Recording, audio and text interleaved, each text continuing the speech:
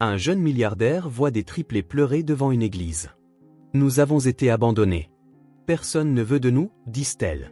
Il les recueille chez lui, mais à son retour du travail, ce qu'elles ont fait à sa femme en fauteuil roulant est glaçant. Avant de commencer l'histoire, n'oubliez pas de laisser un like et de vous abonner à la chaîne pour voir plus d'histoires comme celle-ci. Le son de la pluie frappant le pare-brise était presque hypnotique. Claire fredonnait doucement en conduisant sur cette route qu'elle connaissait par cœur, une main sur le volant, l'autre caressant tendrement son ventre de 6 mois de grossesse. Le bébé remuait, comme s'il dansait au rythme de la musique qui passait à la radio. « Papa va halluciner quand il découvrira que tu reconnais déjà cette chanson », murmura-t-elle en souriant. Yann disait toujours que le bébé naîtrait en aimant le jazz, tant Claire n'arrêtait pas de jouer du Miles Davis pendant sa grossesse. Le contrôle chez le médecin avait été parfait, tout était normal, tout était sain. Dans 3 mois, elle et Yann rencontreraient enfin ce visage qu'ils avaient tant imaginé. Garçon ou fille, peu importait. Ils voulaient juste que le bébé arrive vite.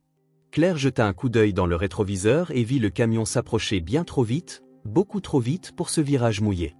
Elle freina brusquement, instinctivement, mais il était déjà trop tard. L'impact fut violent. Le monde bascula en quelques secondes, le métal se tordant, le verre se brisant, le cri qui s'échappa de sa gorge se perdit dans le bruit assourdissant de l'accident, puis le silence absolu. Quand Claire se réveilla à l'hôpital, 3 jours plus tard, la première chose qu'elle tenta de faire fut de bouger ses jambes. Rien. Elle essaya de nouveau, rassemblant toutes ses forces. Rien. Claire ? La voix de Yann était rauque, épuisée. Il lui tenait la main et elle pouvait voir qu'il avait beaucoup pleuré. Mes jambes, murmura-t-elle. Je ne peux pas ? Yann ferma les yeux un instant avant de répondre. Il y a eu une lésion de la moelle épinière. Les médecins, ils ont fait tout ce qu'ils ont pu. Claire le regarda, essayant d'assimiler les mots. Lésion de la moelle épinière. Elle savait ce que cela signifiait, mais son esprit refusait de l'accepter. Et le bébé ? Demanda-t-elle en portant la main à son ventre. Le silence de Yann fut sa réponse. Yann, où est notre bébé ? Il serra sa main plus fort, les larmes coulant sur son visage. Ils ont essayé de sauver ?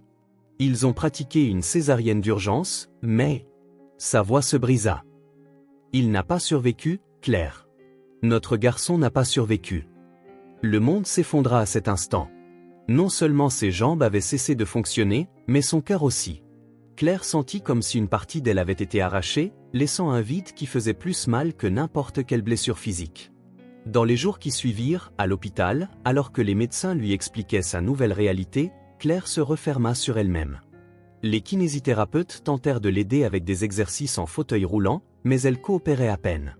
Des psychologues vinrent lui parler, mais elle ne répondait que par monosyllabes ou se détournait simplement. « Monsieur et Madame Mercé, dit le médecin-chef un matin, Claire doit commencer à s'adapter. La rééducation est essentielle pour sa qualité de vie. » Yann acquiesçait à tout, posait toutes les questions, prenait des notes sur chaque recommandation, mais Claire ne voulait que partir.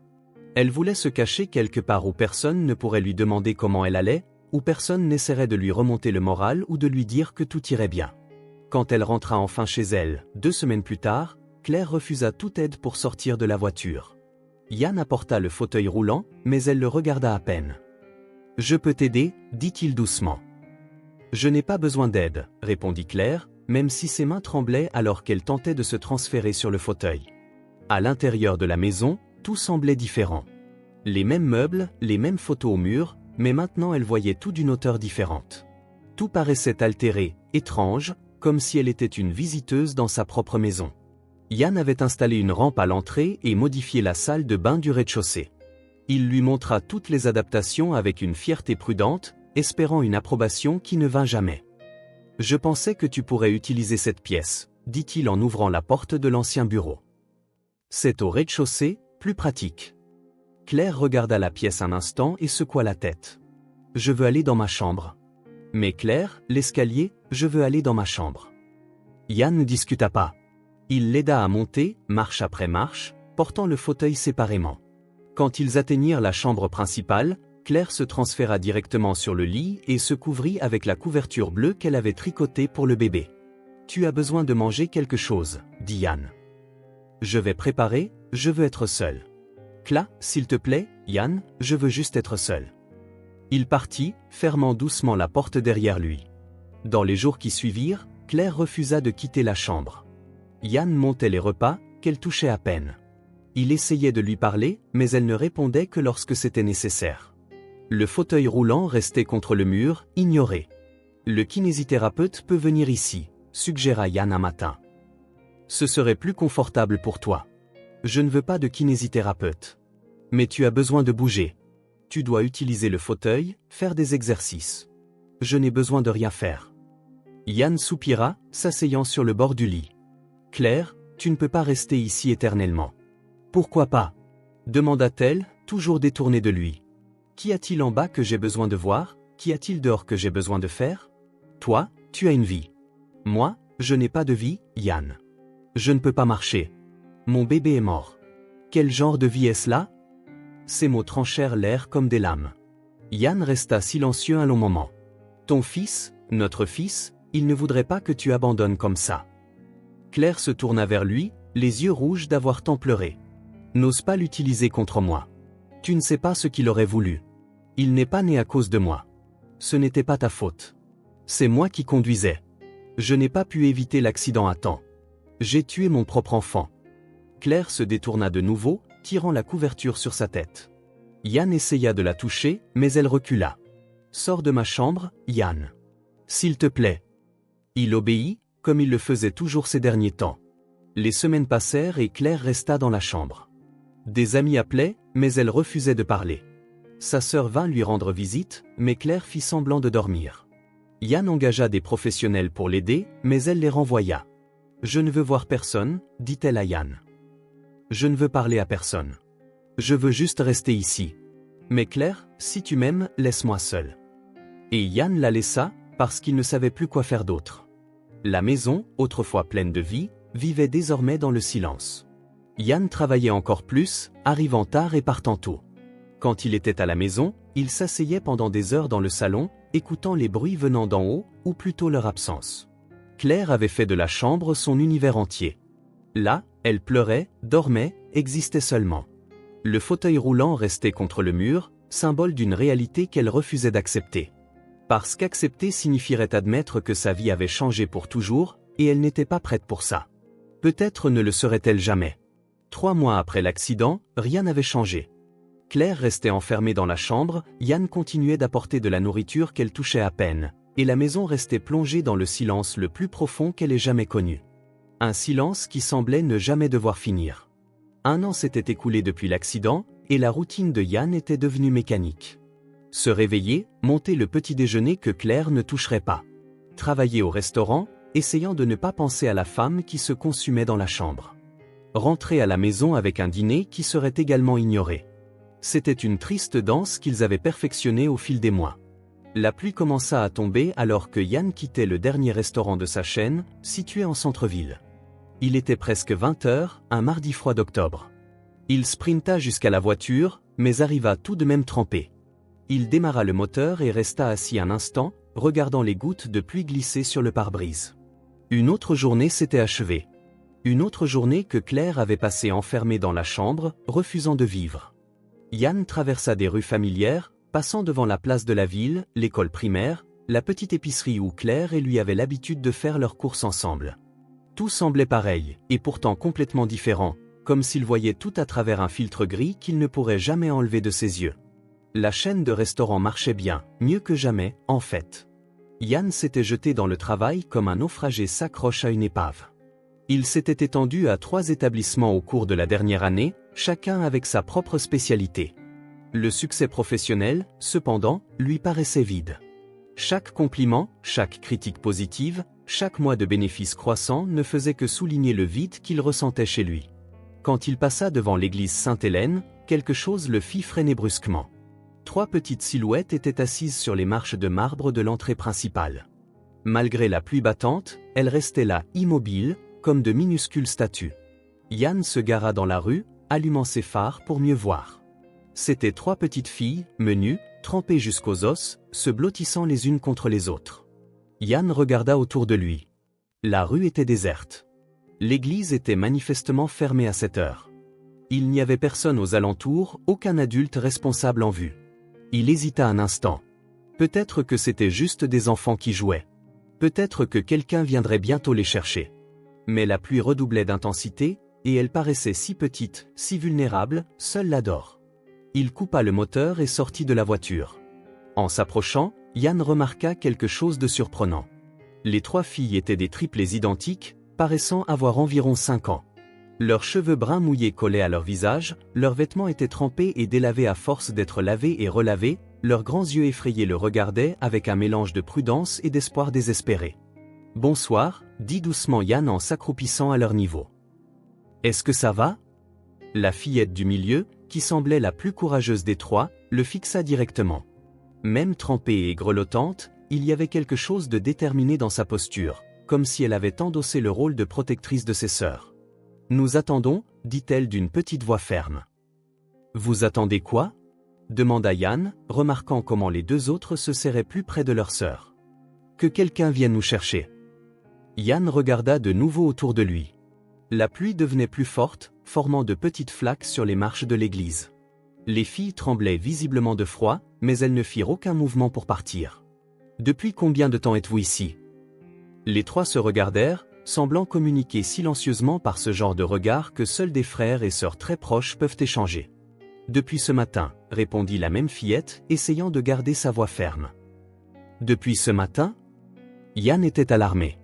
Elles avaient passé toute la journée là, exposées aux éléments. « Et où sont vos parents ?» De nouveau, ce regard échangé entre elles. Cette fois, la fillette de gauche parla, sa voix presque un murmure rempli de tristesse. « Notre mère est morte. Nous sommes restés avec notre beau-père. Mais il a dit que nous n'étions pas sa responsabilité.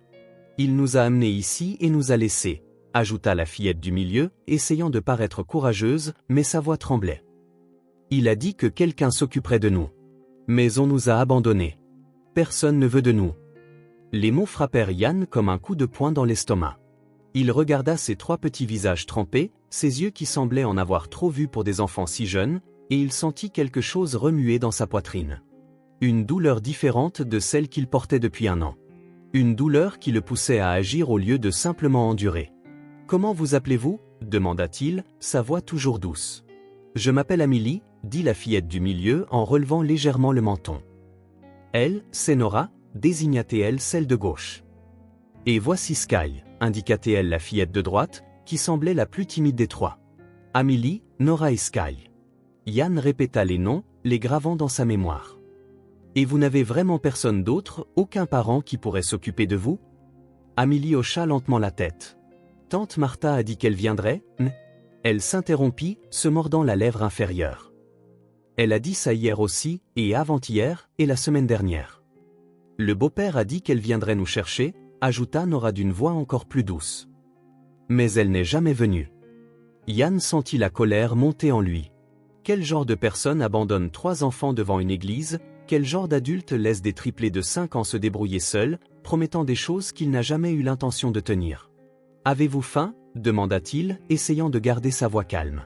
Les 3 hochèrent timidement la tête. « Et froid » Encore des hochements de tête, et Yann pouvait voir leur petit corps frissonner sous leurs vêtements mouillés. « Quand avez-vous mangé pour la dernière fois » Hier matin, Sky parla pour la première fois, sa voix à peine un filet. Une dame a apporté des biscuits.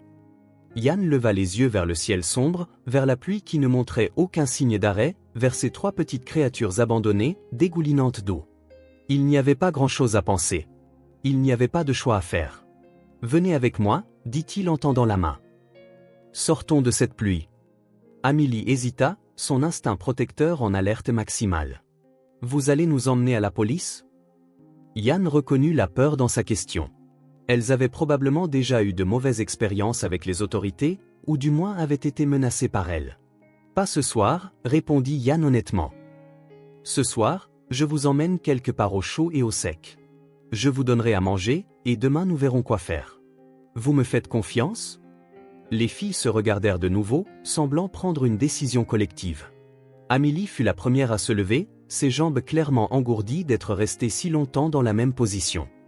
Elle aida ses sœurs à se lever, et toutes les 3 marchèrent vers la voiture de Yann, petites et fragiles comme des moineaux trempés. Yann ouvrit la portière arrière et aida chacune d'elles à monter, attachant leur ceinture de sécurité. Il mit le chauffage au maximum et jeta un coup d'œil dans le rétroviseur. Les trois étaient assises côte à côte, toujours blotties les unes contre les autres, le regardant avec un mélange de prudence et d'espoir qui lui brisait le cœur. « Tout va bien derrière » demanda-t-il. « Oui, monsieur » répondirent-elles à l'unisson, leur petite voix résonnant dans la voiture chaude. « Vous pouvez m'appeler Yann. » Sur le chemin du retour, Yann essayait de comprendre ce qu'il venait de faire. Trois enfants orphelines, abandonnés, maintenant dans sa voiture, en route vers sa maison, vers la maison où Claire s'était cachée pendant un an, refusant de vivre. Que dirait-elle en les voyant? Comment réagirait-elle? Yann savait que Claire pouvait à peine supporter sa propre douleur, encore moins trois enfants ayant besoin de soins et d'attention. Mais quand il regarda de nouveau dans le rétroviseur et vit ces trois visages fatigués, appuyés les uns contre les autres, il sut qu'il avait fait la seule chose qu'il pouvait faire. « Yann ?» La voix de Sky le tira de ses pensées. « Oui, ma puce? Est-ce qu'on va dormir dans un vrai lit ce soir ?» Le cœur de Yann se serra. Depuis combien de temps n'avait-elle pas eu un lit convenable? « Oui, ma puce. Vous dormirez dans de vrais lits. Et on aura un bain chaud ?» demanda Nora, comme si elle ne pouvait pas croire à cette possibilité. « Oui, un bain chaud, des vêtements secs, et autant de dîners que vous pourrez manger. »« Et un dîner ?» ajouta Amélie, ses yeux s'illuminant pour la première fois. « Un dîner aussi. Qu'est-ce que vous aimez manger ?»« N'importe quoi, » répondit Sky rapidement. « On n'est pas difficile. » Yann dut ravaler l'émotion qui lui montait à la gorge. Des enfants qui mangeaient n'importe quoi parce qu'elles n'avaient pas le choix, qui étaient reconnaissantes pour un bain chaud et un lit parce qu'elles savaient ce que c'était de ne rien avoir de ces choses élémentaires. Quand ils arrivèrent à la maison, Yann se gara dans le garage et coupa le moteur. Les filles regardèrent autour d'elles, observant la grande maison avec ses jardins bien entretenus, les fenêtres éclairées du rez-de-chaussée, le sentiment général de foyer qui émanait de l'endroit. « C'est ici que vous vivez ?» demanda Amélie, impressionnée. « Oui. Moi et ma femme. »« Où est-elle » Yann hésita un instant. « Elle est à l'étage. Elle ne se sent pas très bien ces derniers temps. » Amélie hocha la tête, comme si elle comprenait parfaitement que les adultes ne se sentaient parfois pas bien. Elle l'avait probablement déjà vu arriver. Yann les conduisit par la porte latérale, directement à la cuisine. Il alluma toutes les lumières et regarda les filles observer les lieux avec fascination. Il était évident qu'elles n'étaient pas habituées aux grandes maisons, aux cuisines équipées, au sentiment de sécurité et de confort que cet environnement procurait. « D'abord, enlevons ces vêtements mouillés, » dit Yann. « Je vais vous trouver quelque chose de sec à porter. » Il monta dans la chambre d'Amy et trouva quelques-uns de ses t-shirts et des chaussettes épaisses qui pourraient temporairement leur aller. Quand il redescendit, les filles étaient toujours debout au même endroit, comme si elles avaient peur de bouger ou de toucher quoi que ce soit. « Vous pouvez vous asseoir ici, » dit Yann en désignant les chaises de la table de cuisine. « Vous pouvez vous promener dans la maison, toucher des choses. C'est chez vous maintenant. Au moins pour aujourd'hui. » Elles s'assirent prudemment, regardant toujours autour d'elles avec curiosité et un peu de peur, comme si elles s'attendaient à ce que quelqu'un leur crie dessus à tout moment. Yann aida chacune d'elles à se changer dans la salle de bain du rez-de-chaussée, séchant leurs cheveux avec une serviette douce, puis les installa à la table de la cuisine pendant qu'il préparait des sandwichs au jambon et au fromage et du chocolat chaud. C'était étrange d'avoir à nouveau des voix dans la maison, des voix autres que la sienne résonnant à travers des murs qui n'avaient connu que le silence pendant si longtemps. « Vous allez à l'école » demanda-t-il en coupant les sandwichs. « On savait lire un peu » dit Nora. « Mais ça fait longtemps qu'on n'est pas allé à l'école. »« Combien de temps ?» Les filles se regardèrent de nouveau, essayant clairement de calculer. « Quelques mois » répondit vaguement Amélie. « Depuis que notre mère est tombée malade. »« Et vous aimiez l'école ?»« Oui » dit timidement Sky.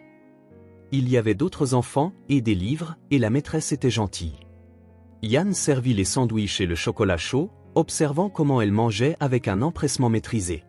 Il était évident qu'elles avaient très faim, mais elles essayaient aussi de manger poliment, comme si elles ne voulaient pas paraître mal éduquées. « Doucement » dit-il gentiment.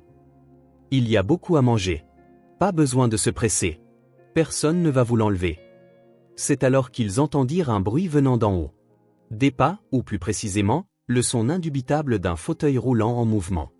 Les trois filles arrêtèrent de manger immédiatement et levèrent les yeux vers le plafond. Puis vers Yann, avec des expressions inquiètes. « C'est ma femme » expliqua-t-il.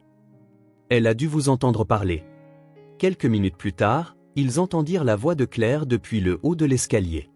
Une voix que Yann n'avait pas entendue depuis des semaines. « Yann ? Yann, tu peux venir ici ?» Les filles se figèrent, sentant que quelque chose d'important se passait. Restez ici, dit doucement Yann.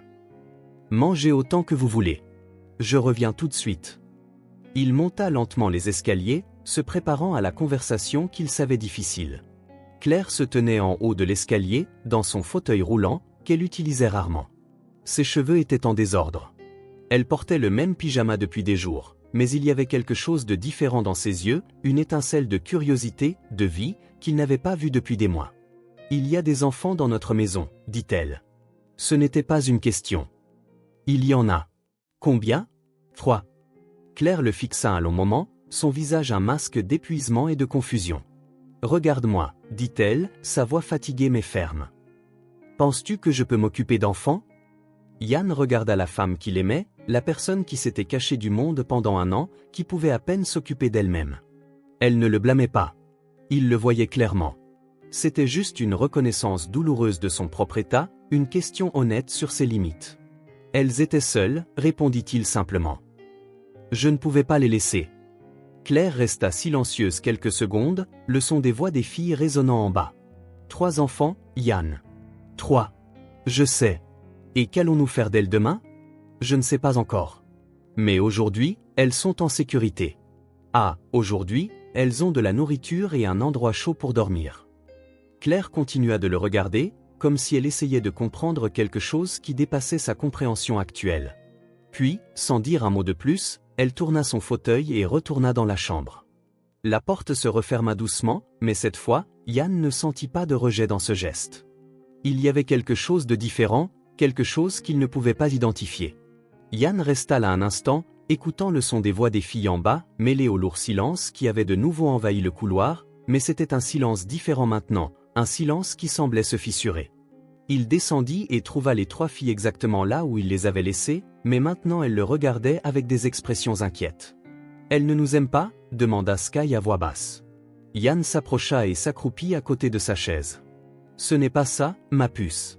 Elle traverse une période très difficile. Mais ça n'a rien à voir avec vous. On peut partir si elle ne veut pas de nous, proposa Amélie. Toujours la protectrice. On comprend. On a déjà dû quitter d'autres endroits.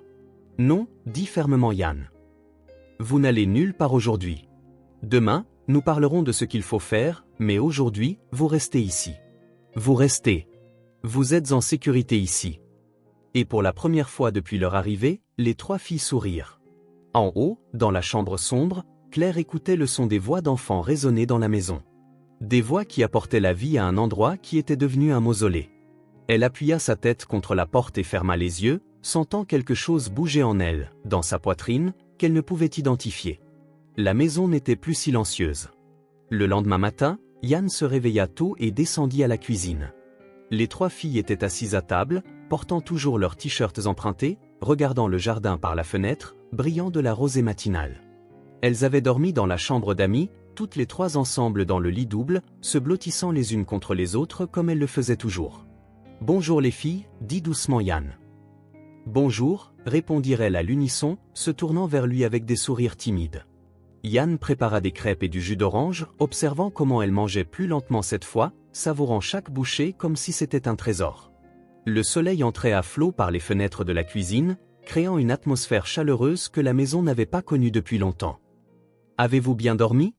demanda-t-il en s'asseyant avec elle. « C'était la meilleure nuit de notre vie », dit sincèrement Sky, serrant le cœur de Yann. Après le petit déjeuner, ils s'installèrent dans le salon. Yann avait appelé le bureau, annulant ses réunions du matin. Il y avait des choses plus importantes à régler maintenant. Les filles s'assirent sur le grand canapé, toujours proches les unes des autres, tandis que Yann prenait une chaise en face d'elle. « J'ai besoin de mieux comprendre votre situation, dit-il prudemment. Pour savoir comment je peux vous aider. Pouvez-vous me parler de votre vie avant d'arriver à l'église ?» Les 3 se regardèrent avec ce regard silencieux que Yann apprenait à reconnaître. Amélie, comme toujours, endossa le rôle de porte-parole. « Notre mère était très gentille, » commença-t-elle, sa voix basse mais ferme. « Elle s'occupait de nous toutes seules. Elle disait toujours que nous étions ses 3 étoiles. »« Comment est-elle morte ?» demanda doucement Yann. « Elle est tombée malade, » répondit Nora, ses mains jouant nerveusement avec l'ourlet de son t-shirt. « Au début, c'était juste une toux. Puis elle est devenue très faible. On a mis beaucoup de temps à avoir un médecin. Elle est restée à l'hôpital pendant des semaines, ajouta Sky, sa voix presque un murmure. Nous sommes restés chez différents voisins. Personne ne pouvait s'occuper de nous trois en même temps. Amélie prit une profonde inspiration avant de continuer. Quand elle est morte, notre beau-père est venu. Il avait épousé notre mère quelques mois seulement avant qu'elle ne tombe malade. On le connaissait à peine. Et comment c'était de vivre avec lui ? Demanda Yann, bien qu'il imaginât déjà la réponse. Il ne nous aimait pas, dit simplement Nora. Il disait toujours qu'on était trop nombreuses, qu'on donnait trop de travail, qu'on coûtait trop cher. Il nous criait dessus pour n'importe quoi, ajouta Sky. Si on faisait du bruit, si on demandait à manger, si on pleurait parce que notre mère nous manquait. Yann sentit la colère gonfler dans sa poitrine. Mais il garda sa voix calme. Et quand a-t-il décidé de vous abandonner ? Un matin, il a dit qu'on devait partir, dit Amélie, ses mains tremblant. Il a dit qu'on n'était pas vraiment ses filles, que ce n'était pas sa responsabilité de s'occuper de nous, qu'il avait d'autres projets pour sa vie. Il nous a emmenés à l'église et a dit que quelqu'un viendrait nous chercher, continua Nora. Qu'on devait juste attendre. Mais personne n'est venu, murmura Sky. Yann ferma les yeux un instant, luttant pour contenir son émotion. Et après son départ ? Comment avez-vous survécu ? Les filles restèrent silencieuses quelques secondes. C'était Amélie qui racontait toujours les parties les plus difficiles, protégeant ses sœurs même quand elles avaient toutes vécu la même expérience. Le premier jour, on pensait qu'il reviendrait, dit-elle. On est resté assises sur les marches, à attendre. Des gens nous ont demandé si on était perdus, mais on a dit que quelqu'un venait nous chercher. Le deuxième jour, on a commencé à avoir très faim, continua Nora. Une dame qui sortait de l'église nous a apporté des biscuits. Une autre a apporté de l'eau. Mais la nuit, il faisait très froid, dit Sky, frissonnant au souvenir. On se serrait les unes contre les autres pour avoir chaud, et il y avait des bruits étranges. On avait peur. Yann se pencha en avant, les mains jointes. Où dormiez-vous ? Parfois sous les marches de l'église, répondit Amélie. Quand il pleuvait beaucoup, on essayait de trouver un magasin avec un auvent. Une fois, on a dormi dans un parc, sous un grand arbre. Et la nourriture, comment faisiez-vous pour en avoir ? Quand les gens sortaient de l'église le dimanche, certains nous donnaient des choses, expliqua Nora. Des sandwichs, des fruits. Mais pendant la semaine, c'était plus dur. On fouillait dans les poubelles des restaurants, dit doucement Sky, comme si elle avait honte. Toujours à chercher de la nourriture qui était encore bonne. Amélie vérifiait tout d'abord. Le cœur de Yann se brisa en imaginant ces petites cherchant dans les ordures de quoi manger, dormant à la belle étoile, ayant froid et peur. Et personne n'a appelé la police ? Personne n'a demandé où étaient vos parents ? Certaines personnes ont demandé, dit Amélie. Mais on disait toujours que tante Martha arrivait. On avait peur d'être séparés si on disait la vérité. Séparés ? Une fois, des garçons plus âgés sur la place ont dit que quand la police récupère des enfants seuls, ils vont dans des endroits différents. Expliqua Nora, que les frères et sœurs ne restent pas ensemble. On pensait que si on disparaissait, personne ne le remarquerait, dit Sky, répétant des mots qu'elle avait clairement entendus de quelqu'un de plus âgé.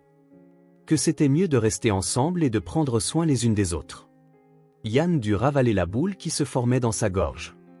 Et vous n'avez jamais pensé à chercher de l'aide, à aller à un poste de police ? On avait peur, admit Amélie. Notre beau-père disait toujours que si on dérangeait quelqu'un, des choses pires pourraient arriver. Qu'il y avait des endroits horribles pour les enfants sans famille. Il disait qu'on devait rester invisible, ajouta Nora, que personne n'aimait les enfants problématiques. Problématiques ? Répéta Yann, incrédule. C'est comme ça qu'il nous appelait, expliqua Sky. Il disait toujours qu'on était 3 problèmes qu'il n'avait pas demandé. Yann se leva et se dirigea vers la fenêtre, essayant de digérer tout ce qu'il avait entendu. 3 fillettes de 5 ans, orphelines, abandonnées par un homme qui aurait dû les protéger. Vivant dans la rue pendant des semaines, ayant peur de demander de l'aide parce qu'elles croyaient qu'elles seraient séparées. Vous savez que vous n'êtes pas problématique, n'est-ce pas ? Dit-il en se rasseyant. Vous êtes des enfants. Les enfants méritent des soins, de l'affection, de la protection. Vous n'avez pas demandé à naître. Vous n'avez pas demandé à perdre votre mère. Rien de tout cela n'est de votre faute. Les 3 le regardèrent comme s'il parlait une langue étrangère. Il était évident qu'elle n'avait jamais entendu de mots comme cela. Vous êtes courageuse, continua Yann. Très courageuse. Vous avez pris soin les unes des autres, vous vous êtes protégées, Vous avez survécu à des choses que même des adultes ne pourraient pas supporter. Ce n'est pas être problématique. C'est être forte. Amélie fut la première à se mettre à pleurer. Des larmes silencieuses qu'elle essayait de cacher, mais bientôt ses sœurs la rejoignirent. C'était comme si elles avaient enfin la permission de ressentir toute la douleur qu'elles avaient retenue pendant des semaines. Yann s'approcha, hésitant, ouvrit les bras.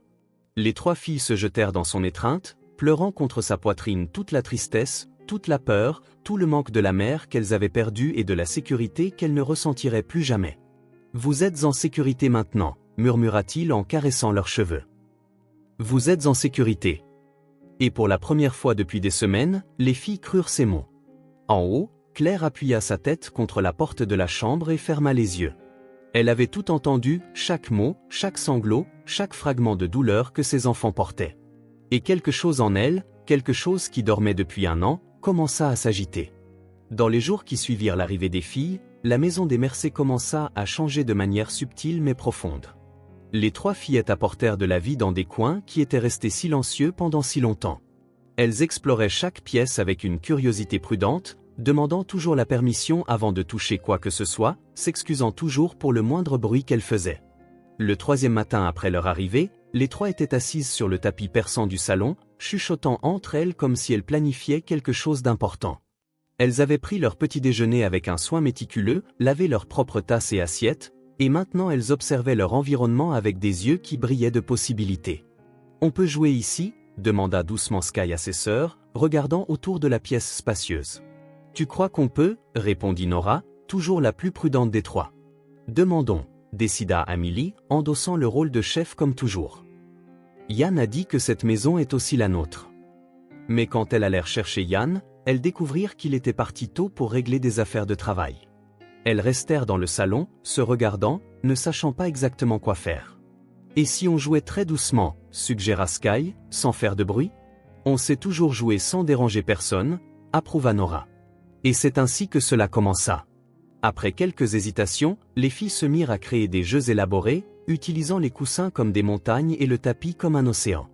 Amélie était toujours la meneuse aventureuse, Nora la sage qui savait tout sur les créatures magiques qu'elle rencontrait, et Sky la courageuse qui sauvait tout le monde des dangers. « Attention !» murmura Amélie avec emphase. « La mer est très agitée aujourd'hui. »« Ne t'inquiète pas » répondit Nora en faisant semblant de consulter un livre imaginaire. « Je sais exactement comment naviguer dans ces eaux.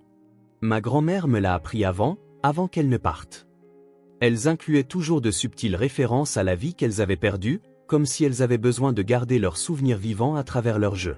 « Regardez !» Sky désigna un coussin. « Une île. On peut s'y reposer. » Et alors, les 3 sautèrent prudemment d'un endroit à l'autre du tapis, comme si elles naviguaient réellement sur des eaux dangereuses. À l'étage, quelque chose avait aussi changé. Claire, qui pendant des mois avait gardé la porte de la chambre hermétiquement fermée, la laissait maintenant légèrement entr'ouverte. C'était une petite fente, presque imperceptible, mais elle était là. Et elle positionnait le fauteuil roulant de manière à mieux entendre les sons venant d'en bas. Au début, le bruit des enfants la dérangeait. Après tant de silence, tout son semblait invasif, perturbant. Mais progressivement, elle commença à se concentrer non pas sur le bruit, mais sur ce qui se disait. Les petites voix racontant des histoires, créant des mondes, gloussant doucement. Maintenant, nous sommes 3 sirènes qui ont été expulsées de la mer, entendit-elle Sky dire un matin. Nous devons trouver une nouvelle maison. Pourquoi avez-vous été expulsées ? Demanda Nora. Parce que nous étions différentes, répondit Amélie. Nous avions des pouvoirs spéciaux qui effrayaient les autres. Quel genre de pouvoir ? Le pouvoir de guérir les cœurs brisés, dit doucement Sky. Claire ferma les yeux, sentant quelque chose bouger dans sa poitrine. Comment ces enfants parvenaient-elles à créer des histoires qui semblaient lui parler directement ? Les jeux des filles commencèrent à suivre un schéma. Elles découvrirent l'acoustique spéciale de la pièce, que leur voix résonnait d'une manière qui rendait tout plus magique, et elles commencèrent à l'utiliser à leur avantage. « Bienvenue au château enchanté », annonçait Amélie au début de chaque session, sa voix claire projetant. « Où tous les enfants perdus peuvent trouver une famille. Mais d'abord, nous devons construire notre forteresse », ajoutait Nora, toujours pratique. Et alors la construction commençait. Elles utilisaient les draps que Yann leur avait donnés pour fabriquer des forts élaborés, les tendant entre le canapé et les fauteuils, créant des tunnels et des cachettes. Les coussins devenaient des tours de château. Les plantes du salon se transformaient en forêt magique, et le tapis persan était parfois un océan déchaîné, d'autres fois un champ de fleurs où des princesses perdues retrouvaient leur chemin.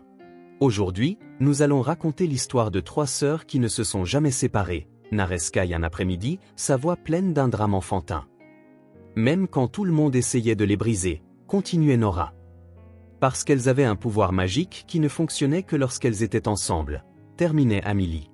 Claire écoutait chaque mot d'en haut, positionnant son fauteuil de plus en plus près de la porte à chaque fois. Il y avait quelque chose dans ces histoires qui la touchait d'une manière qu'elle ne pouvait expliquer. Peut-être était-ce l'innocence des voix, ou la façon dont elles parvenaient à transformer la douleur en magie par l'imagination. Et quel était leur pouvoir ? Demanda Nora, endossant le rôle du public. Le pouvoir de faire sourire à nouveau les gens très tristes, répondit Sky. Mais comment ? Elle montrait que même quand tout semble perdu, il y a toujours quelqu'un qui se soucie, expliqua Amélie. Claire sentit des larmes couler sur son visage. Quand avait-elle pleuré pour autre chose que la douleur pour la dernière fois ? Les filles semblaient intuitivement sentir que quelqu'un écoutait.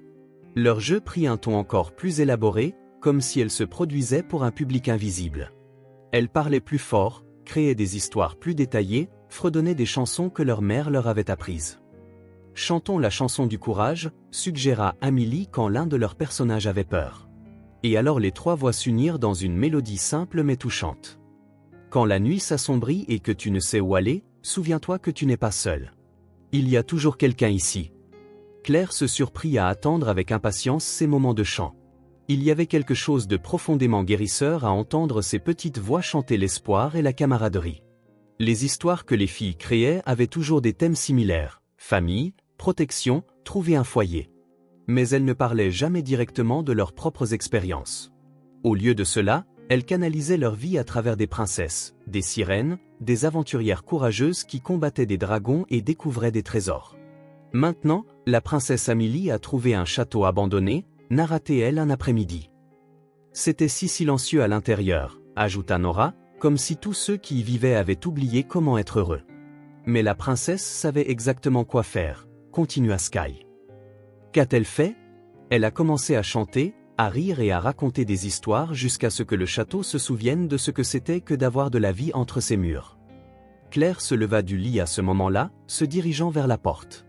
Elle écoutait une version enfantine de sa propre histoire, racontée par 3 fillettes qui la connaissaient à peine, mais qui semblaient intuitivement comprendre ce qui se passait dans cette maison.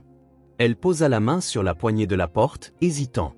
Cela faisait si longtemps qu'elle n'avait pas quitté la chambre. Si longtemps qu'elle n'avait interagi avec personne d'autre que Yann. Savait-elle encore comment faire ? Et les princesses ont-elles réussi à sauver le château ? Demanda l'une des voix en bas. Oui, répondit une autre, parce que parfois, tout ce dont un endroit triste a besoin, ce sont des voix joyeuses qui résonnent dans ces couloirs. Claire ouvrit un peu plus la porte, puis un peu plus, jusqu'à ce qu'elle soit enfin dans le couloir, regardant l'escalier qu'elle n'avait pas descendu depuis plus d'1 an. En bas, les filles continuaient de jouer, ignorant le moment historique qui se déroulait à l'étage. Elles avaient construit un fort particulièrement élaboré cet après-midi-là, utilisant tous les draps de la maison pour créer un espace douillet où elles s'asseyaient en cercle. Dans ce fort magique, expliqua Amélie, toutes les personnes blessées peuvent trouver la guérison. Et toutes les familles brisées peuvent redevenir entières, ajouta Nora. Et personne n'a plus jamais à être seul, compléta Sky. Claire resta là quelques minutes, respirant simplement, écoutant les voix qui avaient ramené la vie dans sa maison, des voix qui parlaient de guérison, de famille, d'espoir. Et puis, pour la première fois depuis 1 an, elle descendit. Le fauteuil roulant fit un bruit doux sur les marches. Claire avait oublié comment l'utiliser correctement. Ses muscles protestaient contre le mouvement après tant d'inactivité, mais elle continua, marche après marche. Le son fit immédiatement cesser de jouer les filles. Quand Claire apparut à l'entrée du salon, les 3 se levèrent, la regardant avec curiosité et surprise. C'était la première fois qu'elle la voyait en dehors de la chambre, la première fois qu'elle la voyait vraiment. Il y eut un moment de silence, comme si tout le monde assimilait l'ampleur de ce qui se passait. Puis Sky, toujours la plus empathique et la moins intimidée, fit un pas en avant. « Bonjour, madame, dit-elle de sa voix douce. Voulez-vous voir notre château ?» Claire regarda le fort élaboré qu'elles avaient construit, les 3 visages la regardant sans jugement, juste un intérêt sincère et bienveillant. Il n'y avait pas de question sur où elle avait été, pourquoi elle n'était pas descendue plus tôt, sur son fauteuil roulant. Il y avait seulement une simple invitation à participer à quelque chose qu'elles avaient créé. Elle hocha la tête. Elle ne dit rien. Elle ne sourit pas, mais elle hocha la tête. Et pour la première fois depuis plus d'1 an, Claire Mercé était présente, vraiment présente. Amélie s'approcha du fauteuil roulant, avec le naturel que seuls les enfants possèdent, tendit la main. « Venez, dit-elle simplement. On va tout vous montrer. » Et Claire se laissa guider dans le monde magique que 3 petites filles avaient créé dans son salon. Un monde où les châteaux silencieux pouvaient être guéris par le rire, où les familles brisées pouvaient être reconstituées, où personne n'avait à être seul. Elles passèrent le reste de l'après-midi là, 4 silhouettes assises à l'intérieur du fort de drap. Les filles montrèrent à Claire chaque détail de leur création, expliquèrent les règles de leur jeu, racontèrent les histoires qu'elles avaient inventées. Et Claire écoutait simplement, hochait la tête, regardait. Mais elle était là. Quand ce fut l'heure du dîner, les filles démantelèrent soigneusement leur fort, plièrent les draps, rangèrent les coussins. Elles avaient appris à prendre soin des choses, à ne pas laisser de désordre. « Allez-vous rester dîner avec nous » demanda Sky, pleine d'espoir. Claire regarda les 3 filles, le salon qui avait repris vie avec leur présence, la maison qui avait de nouveau du son. « Je vais essayer, dit-elle, ses premiers mots pour elle. » Et quand elle parla, les 3 filles sourirent, comme si elles venaient de recevoir le plus grand trésor du monde. La maison n'était plus silencieuse, et pour la première fois depuis l'accident, Claire ne voulait pas qu'elle le soit. Yann gara la voiture dans le garage et coupa le moteur, épuisé après une longue journée au restaurant. La semaine écoulée depuis l'arrivée des filles avait été intense, et il essayait toujours de concilier travail et nouvelle réalité à la maison. Il attrapa sa mallette et ses clés, se préparant mentalement à une autre soirée où Claire resterait dans la chambre pendant qu'il s'occuperait des filles. Ces derniers jours, elle était descendue quelques fois dans le salon, mais toujours timidement, presque avec précaution. C'était un progrès, sans aucun doute, mais Yann n'osait pas espérer beaucoup plus. Il connaissait trop bien sa femme pour croire que des changements profonds pouvaient se produire rapidement. Quand il ouvrit la porte latérale qui menait directement à la cuisine, Yann s'attendait à trouver les filles assises à table, peut-être en train de dessiner ou de jouer tranquillement en attendant le dîner. Ce à quoi il ne s'attendait pas, c'était d'entendre des rires venant du salon. Des rires francs, sincères, mêlés à des voix qui bavardaient avec excitation. Yann se figea dans la cuisine, fronçant les sourcils. Il y avait 4 voix. 3 qu'il reconnut immédiatement, Amélie, Nora et Sky. Mais la 4e, ce ne pouvait pas être. Yann se dirigea lentement vers le salon, son cœur commençant à s'emballer. À chaque pas, les voix devenaient plus claires, et l'impossibilité de ce que ses oreilles entendaient le rendait presque étourdi. Et alors le brave chevalier découvrit que le dragon voulait en fait juste quelqu'un à qui parler. C'était la voix de Claire, animée d'une manière que Yann n'avait pas entendue depuis plus d'1 an. « Parler de quoi » demanda Sky, sa voix pleine de curiosité. « De combien il est difficile d'être un dragon quand tout le monde a peur de vous » répondit Claire, et Yann pouvait entendre le sourire dans sa voix. Il voulait juste des amis, mais chaque fois qu'il essayait d'approcher les gens, il s'enfuyait. « Pauvre de lui » murmura Nora. Il devait être si seul. Il l'était vraiment, acquiesça Claire. Jusqu'au jour où Yann se tenait à l'entrée du salon et s'arrêta net, comme frappé par la foudre. Là, au centre d'un fort de draps élaboré, fait de tous les draps de la maison, était assise Claire, sa femme, qui pendant plus d'1 an avait à peine quitté le lit, était assise par terre, dans son fauteuil roulant, entourée des 3 filles. Mais ce n'était pas seulement sa présence physique qui choquait Yann. C'était tout le reste. Claire souriait. Un sourire sincère, spontané, qui illuminait tout son visage d'une manière que Yann avait oublié possible. Ses yeux brillaient de vie, d'un intérêt authentique pour ce qui se passait autour d'elle.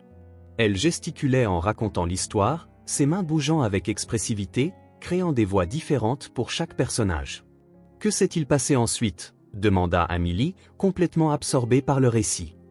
Alors, 3 princesses très spéciales sont apparues, continua Claire, regardant chacune des filles. Des princesses qui avaient un don très rare. Quel don ? Voulurent savoir les 3 à l'unisson. Le don de voir le cœur des gens, répondit doucement Claire. Elles ont regardé le dragon et n'ont pas vu un monstre. Elles ont vu quelqu'un qui avait besoin d'amour. Yann sentit les larmes lui monter aux yeux. Ce n'étaient pas seulement les mots que Claire disait. C'était la façon dont elle les disait, avec chaleur, avec intention, avec une vie qui semblait avoir jailli de nulle part. Et sont-elles devenues amies avec lui ? Demanda Sky, sa voix pleine d'espoir. Oui, confirma Claire. Et savez-vous ce qui s'est passé quand le dragon a enfin eu des amis? Quoi? Il a découvert qu'il n'était pas vraiment un dragon, dit Claire, sa voix baissant à un murmure dramatique. Il était sous un sortilège. En fait, c'était un roi qui avait perdu son royaume et sa famille, et la seule chose qui pouvait briser le sortilège était de trouver des gens qui l'aimaient pour ce qu'il était vraiment. Les filles poussèrent des exclamations de surprise et de joie. Alors les princesses ont sauvé le roi, célébra Nora. Et il a pu redevenir lui-même, ajouta Sky. Et maintenant, ils vivent tous heureux dans le château, termina Amélie. Exactement, rit Claire. Un rire clair, musical, qui fit battre le cœur de Yann encore plus fort. Yann resta figé à l'entrée du salon, incapable de bouger, incapable de traiter pleinement ce dont il était témoin. C'était sa Claire, la femme dont il était tombé amoureux, la personne qui avait toujours rêvé d'être mère, qui avait un don naturel pour raconter des histoires et faire rire les enfants. Elle était là, vivante et présente d'une manière qu'il avait cru ne plus jamais revoir. Yann. Amélie fut la première à le remarquer, agitant la main avec excitation. Claire racontait la plus belle histoire du monde. C'était à propos d'un dragon qui était en fait un roi, expliqua Nora. Et 3 princesses qui l'ont sauvé, ajouta Sky. Yann regarda Claire, qui s'était tournée vers lui. Un instant, il vit une ombre d'incertitude passer dans ses yeux, comme si elle ne savait pas comment il réagirait en la trouvant là, participant pleinement à la vie pour la première fois depuis si longtemps. « Salut », dit-elle simplement, mais sa voix portait un poids de signification bien au-delà d'une simple salutation. Yann essaya de répondre, mais les mots ne venaient pas. Les larmes qu'il retenait finirent par couler librement sur son visage. Il ne pouvait s'arrêter de la regarder, du miracle qui se produisait sous ses yeux. « Papa Yann pleure », observa Sky, inquiète. « Es-tu triste ?» Yann secoua la tête, essayant de trouver sa voix. « Non », réussit-il finalement à dire. « Je ne suis pas triste. Je suis si heureux. »« Pourquoi ?» demanda Nora avec la curiosité typique d'un enfant. Yann regarda de nouveau Claire, qui le regardait avec une expression qui mêlait nervosité et quelque chose qui ressemblait à de l'espoir. « Parce que, dit-il, sa voix étranglée par l'émotion, ça fait si longtemps que je n'ai pas vu Claire raconter des histoires. Ça fait si longtemps qu'elle n'a pas joué et ri comme ça. Elle raconte très bien les histoires, commenta Amélie, mieux que quiconque que nous ayons jamais rencontré. C'est vrai, acquiesça Yann en s'approchant. Elle a toujours été très douée pour ça. Claire rougit légèrement, mais ne détourna pas le regard. J'essayais juste de me souvenir comment faire, dit-elle doucement. Et tu t'en es souvenu parfaitement, répondit Yann en s'agenouillant à côté du fort de fortune. Les filles, avec la sensibilité que seuls les enfants possèdent, semblèrent comprendre qu'elles assistaient à quelque chose d'important. Elles se turent un instant, regardant le couple se regarder comme s'ils se voyaient pour la première fois depuis longtemps. Claire, dit finalement Sky, sa petite voix déterminée. Peux-tu raconter d'autres histoires demain? Et nous apprendre à faire des voix amusantes comme toi? Ajouta Nora. Et rejouer avec nous? Compléta Amélie. Claire regarda les 3 visages expectatifs, puis Yann, qui la regardait avec un mélange d'amour, de gratitude et d'émerveillement. J'adorerais ça, répondit-elle. Et pour la première fois, sa voix sembla vraiment ferme. Yann ne put se retenir plus longtemps. Il tendit la main vers le fauteuil roulant de Claire et prit ses mains dans les siennes. Claire est de nouveau vivante, murmura-t-il, plus pour lui-même que pour quiconque. Mais tout le monde entendit, et les 3 filles, ne comprenant pas pleinement le poids de ces mots mais sentant leur importance, se rapprochèrent et entourèrent Claire et Yann d'un câlin collectif. Maintenant, nous sommes une vraie famille, dit Sky avec la sagesse simple que seuls les enfants possèdent. Une famille où tout le monde raconte des histoires, ajouta Nora. Et où personne n'est jamais triste seul, compléta Amélie. Yann regarda Claire et vit des larmes couler aussi sur son visage. Mais c'étaient des larmes différentes de celles qu'il avait vues au cours de la dernière année. C'étaient des larmes de gratitude, de soulagement, d'une joie qui semblait jaillir des profondeurs de son âme. Une famille, répéta Claire, essayant les mots. Oui, je pense que c'est ce que nous sommes maintenant. Et à ce moment-là, dans le salon transformé en château magique par 3 petites filles spéciales, Yann sut qu'il avait été témoin d'un vrai miracle, non seulement le retour de sa femme à la vie, mais la naissance de quelque chose de nouveau et d'extraordinaire. Une famille qui s'était trouvée au milieu des décombres de leurs pertes individuelles. Claire était de nouveau vivante, et cette fois, elle n'était pas seule. Les jours qui suivirent apportèrent une transformation complète dans la dynamique du foyer Mercé. ce qui était autrefois silence et routine mécanique se mua en quelque chose de vibrant, d'organique, plein de découvertes quotidiennes. Claire avait trouvé sa place parmi les filles, et celle-ci avait embrassé sa présence avec le naturel que seuls les enfants possèdent. Chaque matin, après le petit déjeuner, les 4 se réunissaient dans le salon pour ce qu'Amélie avait baptisé l'heure de l'aventure. Claire arrivait dans son fauteuil roulant, et les filles commençaient immédiatement à planifier la journée. Aujourd'hui, on peut être des exploratrices, suggéra Sky, les yeux brillants d'excitation. Ou des princesses qui s'occupent d'un jardin magique, proposa Nora. Ou des inventrices qui créent des machines fantastiques, ajouta Émilie. Claire écoutait toutes les suggestions avec un intérêt sincère, apportant des idées qui faisaient rire et applaudir les filles. Et si nous étions des boulangères magiques qui fabriquent des potions qui guérissent toute tristesse ? Proposa-t-elle un matin. Les 3 filles se regardèrent avec enthousiasme. On peut faire de la pâtisserie pour de vrai ? Demanda Sky, prudente mais pleine d'espoir. Bien sûr que nous pouvons, répondit Claire, surprise par sa propre confiance. Allons à la cuisine et faisons des biscuits simples, la recette de ma grand-mère. C'était la première fois que Claire entrait dans la cuisine depuis l'accident. Yann avait tout adapté pour qu'elle puisse utiliser le fauteuil roulant confortablement, mais elle n'avait jamais essayé. Maintenant, avec 3 petites assistantes enthousiastes à ses côtés, tout semblait possible. D'abord, lavons-nous bien les mains, instruisit Claire, se déplaçant dans la cuisine avec des mouvements qui revenaient lentement à la normale. Comme une potion de nettoyage, s'exclama Amélie, faisant rire les autres. Claire leur apprit à mesurer les ingrédients, expliquant chaque étape avec une patience infinie. Les filles ajoutaient à tour de rôle la farine, le sucre, les œufs, chacune voulant contribuer à la création. Ma mère cuisinait avec nous aussi, murmura Nora en remuant la pâte. Elle disait, la nourriture faite avec amour a toujours meilleur goût. Ta mère avait raison, répondit doucement Claire en touchant l'épaule de la fillette. Et je suis sûre qu'elle serait fière de voir comment vous aider ici. Les biscuits sortirent du four doré et parfumé, remplissant la maison d'une odeur qui n'y avait pas été depuis des lustres. Les 4 s'assirent à la table de la cuisine, dégustant leur création et planifiant leur prochaine aventure culinaire. Demain, on peut faire du pain, demanda Sky. Et ensuite une tarte aux pommes, suggéra Nora.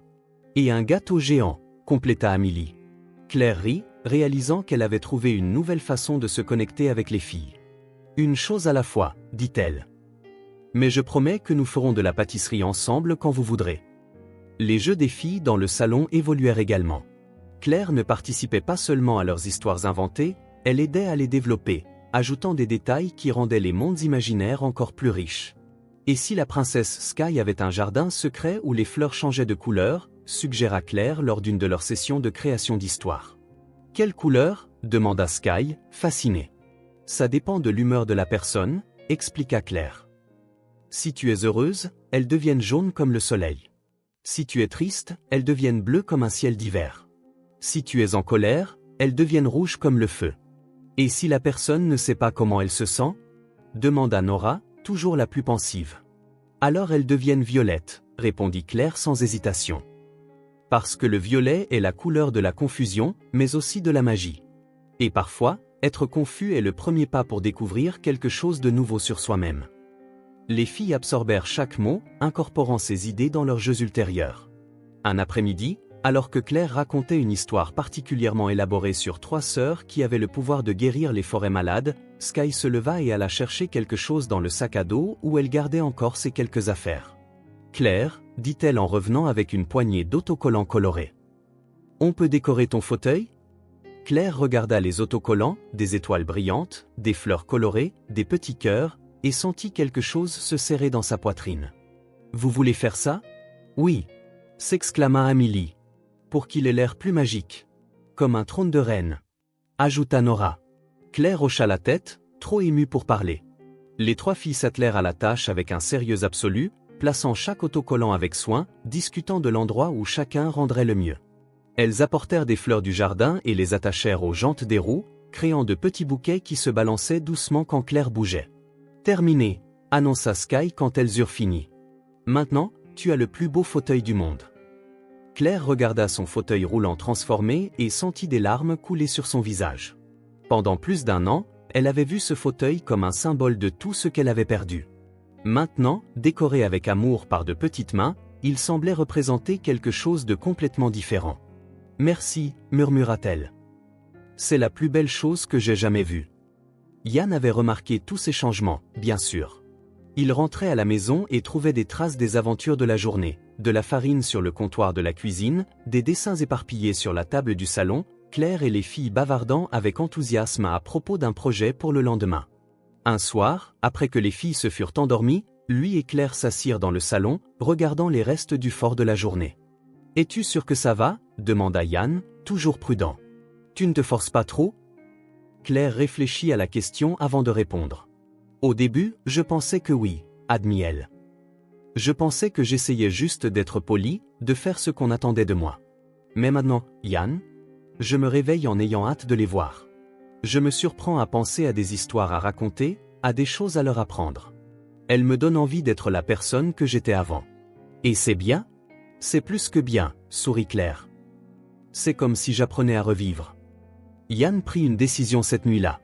Le lendemain matin, il appela ses directeurs et réorganisa complètement son emploi du temps. « Je vais travailler à domicile pendant les prochains mois, » expliqua-t-il à Claire au petit déjeuner. « Je veux être ici pour voir tout cela se produire. »« Tu es sûr ?» demanda Claire. « Les restaurants iront bien, » interrompit Yann. « Je ne veux pas manquer un seul instant de cette nouvelle phase de nos vies. » Les filles furent folles de joie quand elles apprirent que Yann serait plus présent. « Maintenant, tu pourras jouer avec nous le matin aussi, » s'écria Amélie. « Et aider à faire des biscuits, » ajouta Sky. « Et entendre les histoires de Claire depuis le début, » compléta Nora. Yann se joignit aux aventures matinales, découvrant qu'il avait oublié ce que c'était que de simplement jouer. Il construisit des forts plus élaborés, aida à créer des voix pour les personnages des histoires et participa aux sessions de pâtisserie, finissant toujours avec de la farine dans les cheveux. « Tu n'es pas très doué pour couper les carottes » observa Nora un après-midi alors qu'il préparait de la soupe. « Ça fait longtemps que je n'ai pas cuisiné » protesta Yann en riant. Claire était rouillée au début aussi, dit Sky. Mais maintenant, elle coupe tout parfaitement. De la pratique, expliqua Claire en souriant à Yann. C'est juste une question de pratique. Les semaines passèrent en une succession de découvertes. Claire apprit aux filles à tricoter des points de base, et elles fabriquèrent des écharpes inégales mais pleines d'amour pour tout le monde. Yann les emmena toutes les 4 voir un film au cinéma, et elles rentrèrent à la maison en rejouant leur scène préférée dans le salon. Elles plantèrent un petit jardin dans la cour latérale, où chaque fille choisit ses propres fleurs à entretenir. Ce sont les fleurs de Sky. Elle montrait fièrement ses pétunias violets à tout visiteur.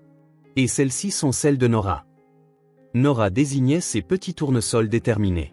Et celles-ci sont celles d'Amélie. Amélie indiquait ses marguerites blanches qui semblaient danser dans le vent. Claire avait sa propre section où elle plantait des herbes aromatiques qu'elles utilisaient dans la cuisine. Ce sont les plantes de maman Claire, dit un jour Sky sans réfléchir, puis elle rougit violemment. Claire sentit son cœur s'arrêter un instant. « Maman Claire, dit-elle doucement. »« Pardon, murmura Sky. »« Je ne voulais pas. On ne peut pas t'appeler comme ça si tu ne veux pas. »« Non, dit rapidement Claire en s'accroupissant au niveau de Sky. »« Vous pouvez. Si vous voulez, vous pouvez m'appeler comme ça. » Les 3 filles se regardèrent, puis sourirent comme si elles venaient de recevoir le plus grand cadeau du monde. « Maman Claire, testa Nora. »« Maman Claire, répéta Amélie. »« Maman Claire, dit Sky une deuxième fois, maintenant avec confiance. » Yann, qui arrosait les plantes voisines, arrêta ce qu'il faisait et regarda la scène. Sa femme, entourée de 3 filles l'appelant mère, toutes souriantes comme si elles avaient découvert quelque chose de magique.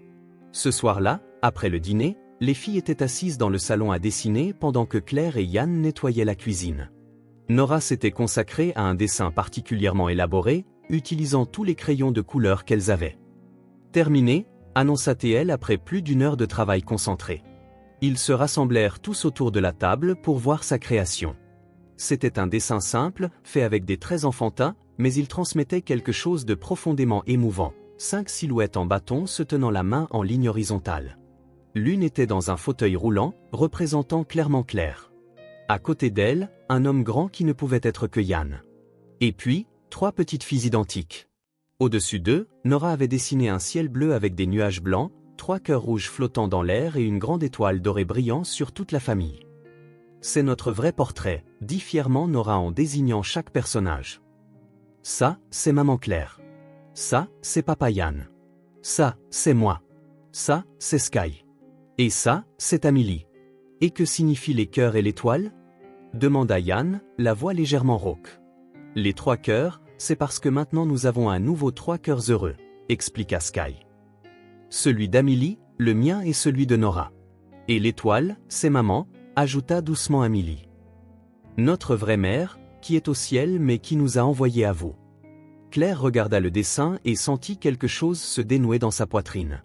Il y avait sa nouvelle famille, dépeinte avec l'honnêteté brutale et la beauté simple que seul un enfant peut capturer. « Puis-je garder ce dessin ?» demanda-t-elle, la voix tremblante. « Bien sûr, dit immédiatement Nora. Je l'ai fait pour toi. » Claire tint le papier avec des mains tremblantes, comme si elle tenait quelque chose de sacré. « Je le chérirai, promit-elle. » Plus tard, quand les filles furent endormies, Claire s'assit dans le salon, regardant le dessin à la lueur de la lampe. Yann s'approcha et s'assit à côté d'elle. « C'est magnifique, dit-il. » Claire hocha la tête, des larmes silencieuses coulant sur son visage. Mais c'étaient des larmes différentes. Des larmes de gratitude, d'amour, de reconnaissance. « Yann, murmura-t-elle, nous sommes une vraie famille, n'est-ce pas? » « Nous le sommes, confirma-t-il en passant son bras autour d'elle. Une vraie, véritable, famille complète. Claire regarda une fois de plus le dessin, ces 5 silhouettes en bâton se tenant la main sous un ciel plein d'amour.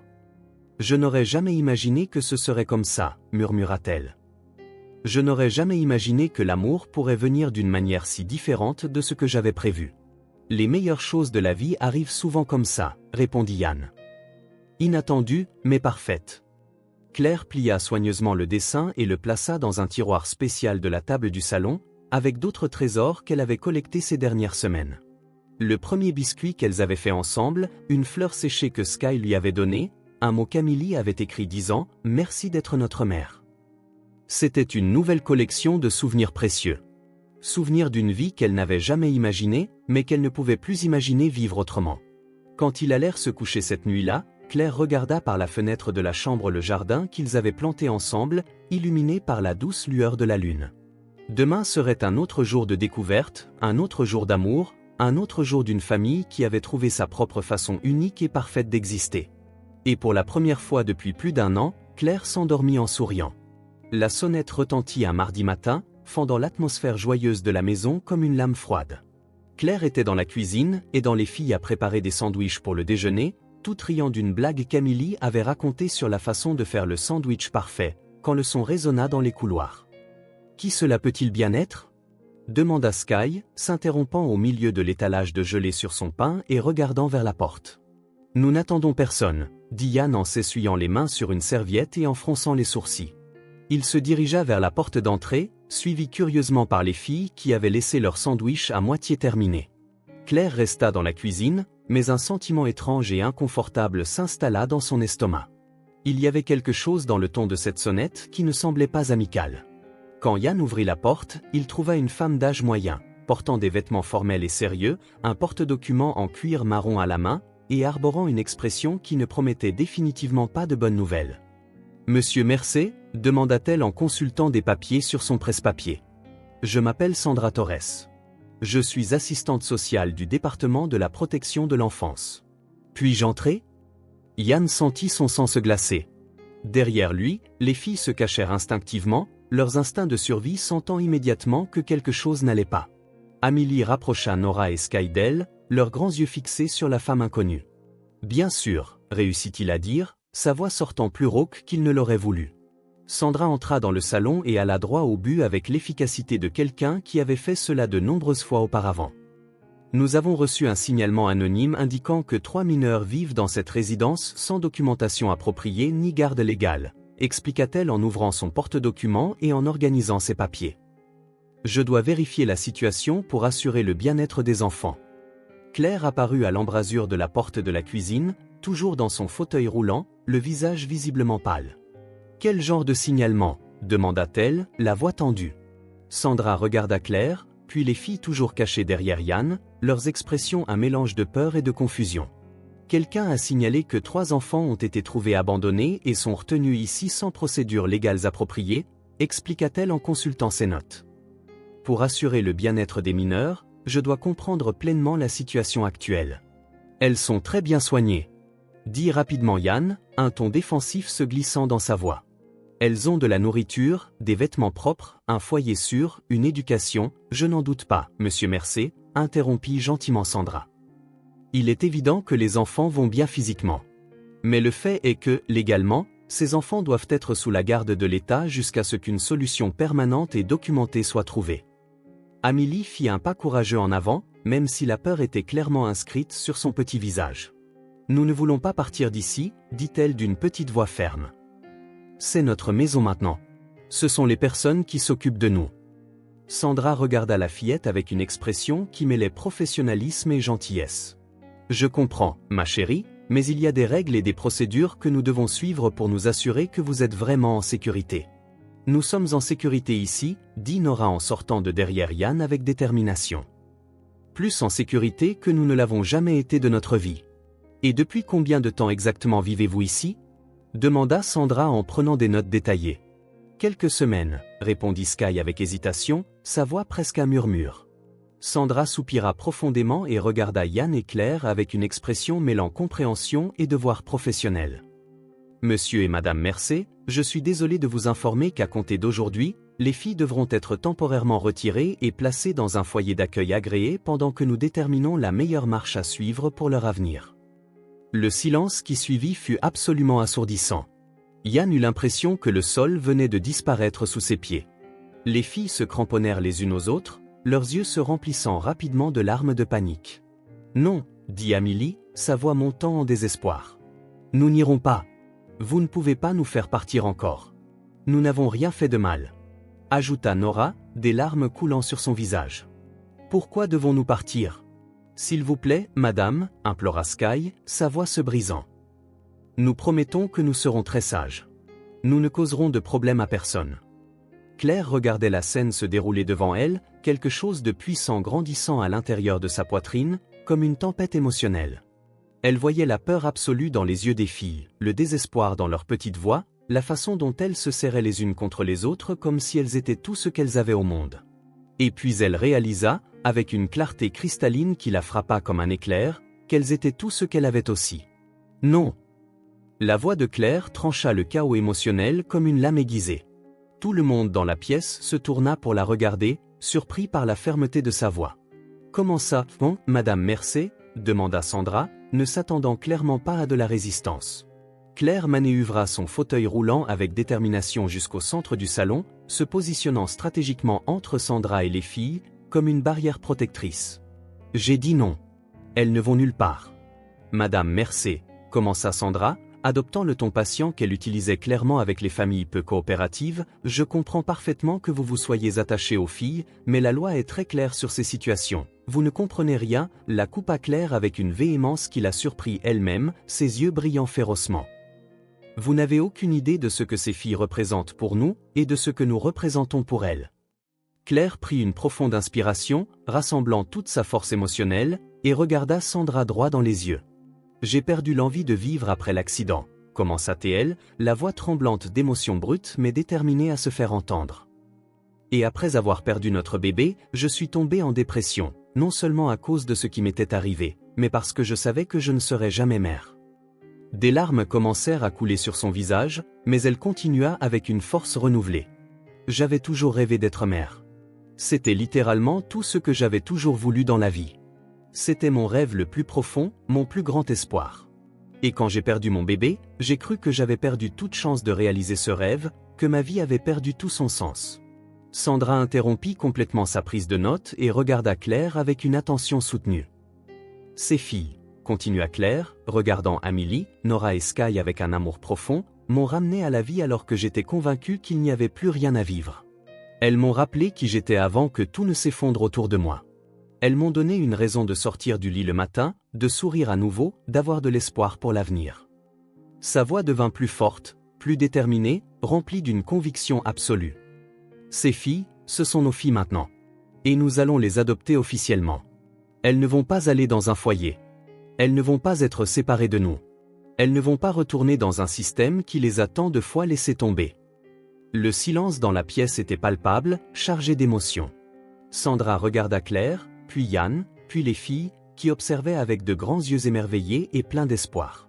Madame Mercé, dit Sandra, choisissant soigneusement ses mots, le processus d'adoption est long et extrêmement complexe.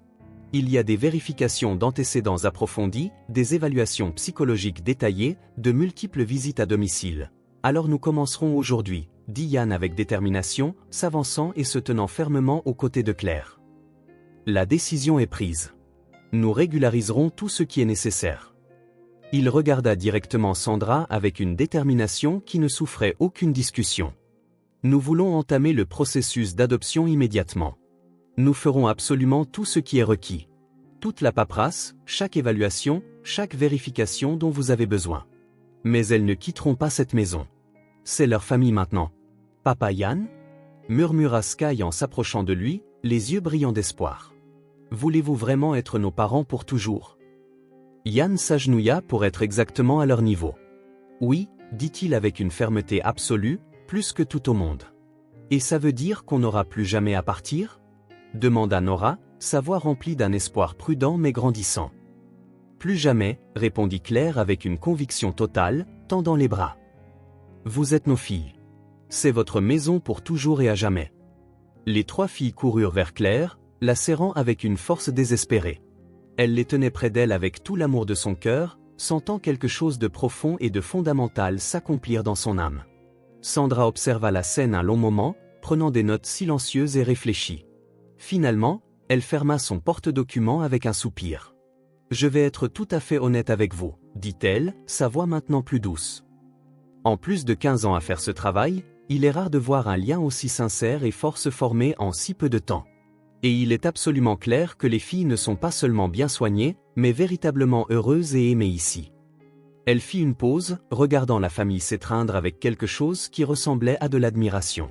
« Je ferai mon rapport à mon superviseur aujourd'hui. Nous pouvons essayer d'accélérer le processus d'adoption, surtout si l'on considère que les filles n'ont pas d'autres parents connus ou disponibles. Mais vous devrez passer par toutes les évaluations et vérifications requises, de manière approfondie. Nous ferons tout, dit immédiatement Claire, la voix ferme. Absolument tout ce qui est nécessaire.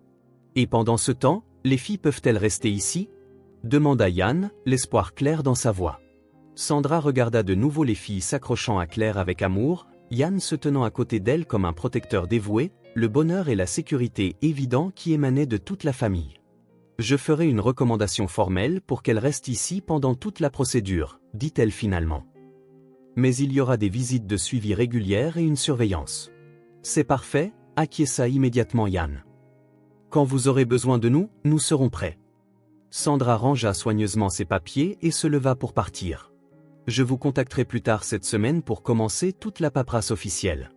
Et monsieur et madame Mercé ? Ils la regardèrent attentivement. Il est vraiment rare de voir une famille se former de manière aussi organique et authentique que celle-ci. J'espère sincèrement que vous comprenez la bénédiction extraordinaire que vous avez. Nous comprenons, répondit Claire, serrant encore plus fort les filles. Nous comprenons pleinement la bénédiction que nous avons reçue. Après le départ de Sandra, la famille resta enlacée dans le salon pendant un long moment, assimilant tout ce qui s'était passé. Finalement, Amélie se recula un peu et regarda Claire et Yann avec un sérieux touchant. « Voulez-vous vraiment être nos parents ?» demanda-t-elle, comme si elle ne pouvait toujours pas croire pleinement que c'était vrai. « Nous sommes déjà vos parents », répondit tendrement Claire. « Maintenant, nous avons juste besoin de le rendre officiel avec les papiers du gouvernement. »« Pour toujours et à jamais ?» demanda Sky, ayant besoin d'une confirmation. « Pour toujours et à jamais », confirma solennellement Yann. Et alors qu'ils restaient blottis dans cette pièce remplie d'amour, chacun savait qu'ils venaient de faire face au premier véritable test décisif de leur nouvelle famille ensemble, et qu'ils avaient réussi, avec amour. Les mois qui suivirent la visite de Sandra Torres furent une montagne russe intense de paperasse sans fin, d'entretiens détaillés, de visites à domicile rigoureuses et d'évaluations psychologiques approfondies. Yann et Claire se consacrèrent au processus d'adoption avec une détermination si inflexible qu'ils surprirent même les professionnels les plus expérimentés du système. Sandra Torres était devenue une alliée dans le parcours de la famille. Ses visites bi-hebdomadaires se transformèrent en rassemblements presque familiaux, où elle observait avec une admiration croissante comment les filles s'épanouissaient sous les soins des Mercé. En 20 ans de carrière, je n'ai jamais vu un couple aussi préparé, commenta-t-elle lors d'une visite, observant le naturel avec lequel les filles interagissaient avec Yann et Claire. Il est rare de voir des enfants s'adapter aussi bien. Les filles subirent des évaluations avec des psychologues pour enfants spécialisés dans les traumatismes. Le docteur Sarah Chen fut impressionné par les transformations dont elle fut témoin à chaque séance. Amélie avait cessé de faire des cauchemars d'abandon. Les terreurs nocturnes des premières semaines avaient cédé la place à des rêves d'aventure avec sa nouvelle famille. Nora lisait couramment et montrait une curiosité intellectuelle qui avait été étouffée pendant des mois dans la rue. Sky était plus bavarde et confiante, ses sourires sincères illuminant n'importe quelle pièce. « C'est remarquable », écrivit le docteur Chen dans son rapport. Ces enfants ont trouvé une famille qui leur a permis d'être à nouveau des enfants. Leurs progrès psychologiques sont exemplaires. Claire subit ses propres évaluations intensives. Le docteur Martinez, chargé d'évaluer sa capacité maternelle compte tenu de son handicap et de ses antécédents de dépression, manifesta initialement du scepticisme. « Madame Mercé, dit-il lors de leur première séance, vous avez vécu un traumatisme important qui a entraîné une grave dépression. Vous êtes restée recluse pendant plus d'1 an. Comment puis-je être sûr que vous êtes prête à vous occuper de 3 enfants traumatisés ?» Claire le regarda droit dans les yeux. « Docteur, je ne peux pas promettre que je n'aurai pas de mauvais jours, répondit-elle honnêtement. Mais je peux promettre que ces filles m'ont donné une raison de me battre pendant ces jours-là. Elles m'ont donné un but alors que j'avais perdu tout espoir. » Elle fit une pause, choisissant ses mots. « Avant elle, je ne faisais qu'exister. Maintenant, je me réveille chaque jour avec un objectif clair, être la mère dont elles ont besoin. » Il fallut 6 séances, des démonstrations pratiques de soins et les rapports d'autres professionnels avant qu'il ne recommande son approbation. Yann subit également des évaluations. En tant que propriétaire de restaurant prospère, sa stabilité financière ne fut jamais remise en question, mais on voulait savoir s'il pouvait concilier travail et paternité. « Monsieur Mercé, demanda l'évaluateur, votre emploi du temps a toujours été intense. Comment comptez-vous l'ajuster pour 3 enfants ? Je l'ai déjà fait, répondit Yann. J'ai engagé des directeurs supplémentaires, restructuré mon emploi du temps. Ma famille est ma priorité numéro 1 maintenant. Et il tint cette promesse. Durant les mois du processus, il resta rarement au bureau après 16 heures. Il avait appris à déléguer et à trouver de la joie dans un emploi du temps moins effréné. Après 4 mois intenses, le jour de l'audience finale arriva. Yann ferma tous ses restaurants ce matin-là, envoyant un message clair à son équipe que rien n'était plus important.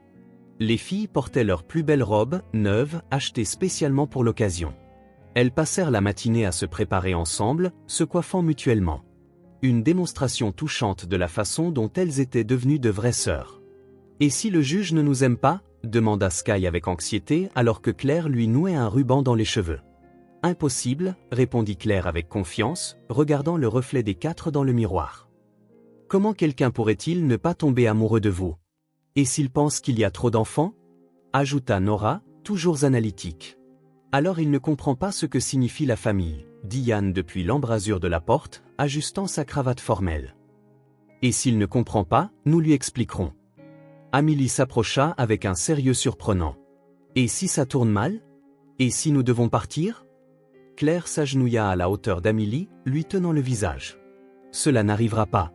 Nous sommes une famille, et les familles ne se séparent pas.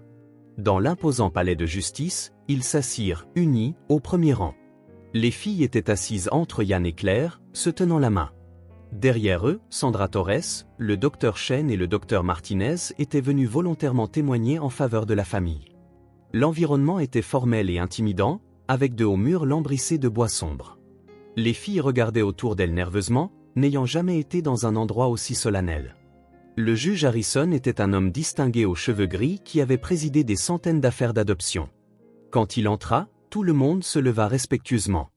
Il s'installa, ajusta ses lunettes et parcourut le volumineux dossier Mercé. « C'est un cas intéressant », commença-t-il, sa voix résonnant dans la chambre. 3 enfants orphelines, un couple qui n'avait jamais envisagé l'adoption dans des circonstances aussi peu conventionnelles. Yann sentit Claire se tendre et lui serra la main en signe de soutien. « Monsieur et Madame Mercé, continua le juge en organisant ses papiers, j'ai lu tous les rapports détaillés, les évaluations psychologiques, les visites à domicile, les témoignages professionnels, tous unanimement positifs, ce qui est rare. » Il fit une pause, étudiant le couple. « Mais il y a une question fondamentale que je pose toujours. Pourquoi voulez-vous adopter ces 3 filles en particulier? Yann était préparé avec des arguments sur la stabilité financière, un foyer sûr, l'engagement envers l'éducation. Il avait répété une présentation formelle pendant des semaines, mais Claire se leva de son fauteuil avant qu'il ne puisse parler. « Puis-je répondre, votre honneur ?» demanda-t-elle respectueusement mais avec une fermeté surprenante. Le juge hocha la tête. La pièce tomba dans le silence. Claire regarda les filles, observant leurs visages anxieux, leurs petites mains se tenant mutuellement. Puis elle tourna son regard vers le juge, et quand elle parla, sa voix portait une vérité absolue. « Ces enfants m'ont guéri, dit-elle simplement. Je les aime, et je suis prête à être une mère de la manière dont je le peux, de la manière dont elles ont besoin. » L'honnêteté de ces mots résonna dans la chambre comme une déclaration sacrée. Pas d'arguments élaborés, pas de plaidoyer complexe, juste la vérité nue d'une femme qui avait trouvé un but dans 3 enfants ayant besoin d'un foyer. Le juge Harrison étudia Claire un long moment, observant la sincérité dans ses yeux. Il y avait quelque chose dans cette simplicité qui portait plus de poids que n'importe quel argument élaboré. « Madame Mercé, dit-il finalement, c'était l'une des réponses les plus honnêtes que j'ai jamais entendues ici. » Il se tourna vers les filles avec une gentillesse paternelle. « Amélie, Nora, Sky, voulez-vous que les Mercé soient officiellement vos parents? »« Oui, monsieur. » répondirent-elles à l'unisson, leur petite voix forte mais résolue. « Pourquoi? Utilisez vos propres mots. » Amélie se leva avec une dignité surprenante. « Parce qu'ils nous aiment pour de vrai, dit-elle, sa voix gagnant en confiance. Pas parce qu'ils sont obligés. Ils nous aiment tels que nous sommes, même quand nous faisons des bêtises. Et ils prennent soin de nous d'une manière qui nous fait nous sentir en sécurité, ajouta Nora. Nous n'avons pas peur de faire du bruit ou de demander quelque chose. Sky parla la dernière, et sa voix, petite mais ferme, ils ont transformé notre maison en un vrai foyer, et ils ont fait de nous une famille. Le juge prit des notes, ému par leurs paroles. Madame Torres, votre recommandation finale. Sandra se leva, l'émotion colorant son ton professionnel. Votre honneur, en 20 ans de ce travail, je peux compter sur une main les cas où j'ai vu une famille se former de manière aussi organique. Les enfants se sont épanouis sous les soins des Mercé. Et les Mercé ont trouvé un but et une transformation dans la parentalité. Elle fit une pause, regardant la famille. Ce n'est pas seulement une adoption réussie. C'est une famille qui se guérit mutuellement. Je recommande l'approbation sans réserve. Le docteur Chen témoigna ensuite. D'un point de vue psychologique, leurs progrès ont été extraordinaires. Elles sont passées du traumatisme et de l'insécurité à une stabilité émotionnelle remarquable. Le lien est profondément sain. Le docteur Martinez fut le dernier. Initialement, j'avais des inquiétudes quant à la capacité de Madame Mercé après une grave dépression, mais j'ai été témoin d'une femme qui a trouvé dans la maternité non seulement un rôle, mais une guérison. Elle y est extraordinaire. Le juge prit ses dernières notes, puis se pencha en arrière, observant la famille pendant ce qui sembla une éternité. Il y a de rares moments dans cette profession, dit-il en enlevant ses lunettes, où nous sommes témoins de quelque chose qui restaure la foi dans la capacité humaine de guérison mutuelle par l'amour. C'est clairement l'un de ces moments. Il regarda directement la famille. Vous avez trouvé quelque chose d'extraordinaire. Une famille formée non par accident, mais par choix conscient, amour véritable et engagement mutuel à prendre soin les uns des autres. Il abattit le maillet officiel. Par conséquent, avec une joie sincère, j'approuve officiellement l'adoption d'Amélie, Nora et Sky par Monsieur et Madame Yann et Claire Mercé. À compter de maintenant, elles sont entièrement vos filles, avec tous les droits et protections. Le son du maillet résonna comme une proclamation de victoire. Les filles crièrent de bonheur et se jetèrent dans les bras de Claire et Yann. Des larmes de joie coulaient sur tous les visages. Même l'austère juge Harrison sourit ouvertement. Le greffier apporta les documents officiels. Claire les tint avec des mains tremblantes, regardant les noms à l'encre permanente, Amélie Mercé, Nora Mercé, Sky Mercé. Maintenant, nous sommes vraiment une famille, dit Sky avec enthousiasme en serrant Claire dans ses bras.